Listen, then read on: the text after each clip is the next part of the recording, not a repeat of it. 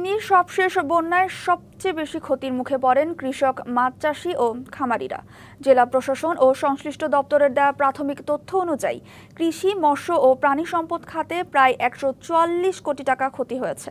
এর পরিমাণ আরও বাড়তে পারে বলে জানিয়েছে প্রশাসন।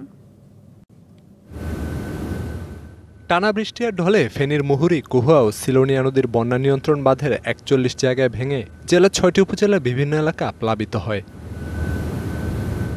ফসলি জমি আমনের বীজতলা তলিয়ে যায়, পানির তরে ভেসে যায় মাছের ঘের, ক্ষতির মুখে পড়ে গবাদি পশুর খামার।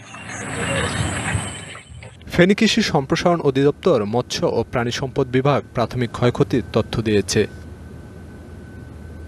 নেমে গেছে বন্যার পানি, তবে ক্ষতিগ্রস্ত কৃষক আর খামারিরা এখন দিশেহারা। গ্রামের পুকুর একটাও নাই, সব মাছ চলে গেছে। মাঠে যত জ্বালা মানির বীজ বসাইছি একটাও নাই। আমার আফগানি বেগুন ছিল, বন্যা আমার একটা গাছ রাখে নাই।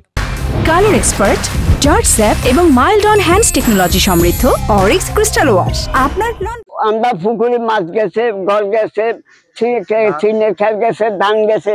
যে সকল কৃষক আমন বীজতলা করেছে, নষ্ট হয়ে গেছে, সেই সকল কৃষকদেরকে আমরা পুনরায় বীজ দিই, আবার বীজতলার মাধ্যমে আমনে ফিরিয়ে নিয়ে আসবো।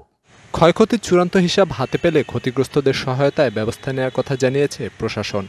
আমরা একটি চূড়ান্ত ক্ষয়ক্ষতির বিবরণী আমরা শীঘ্রই তৈরি করতে পারবো এবং তার আলোকে আমাদের বন্যায় ক্ষতিগ্রস্তদের পুনর্বাসনের কাজটি আমরা চালাতে পারবো।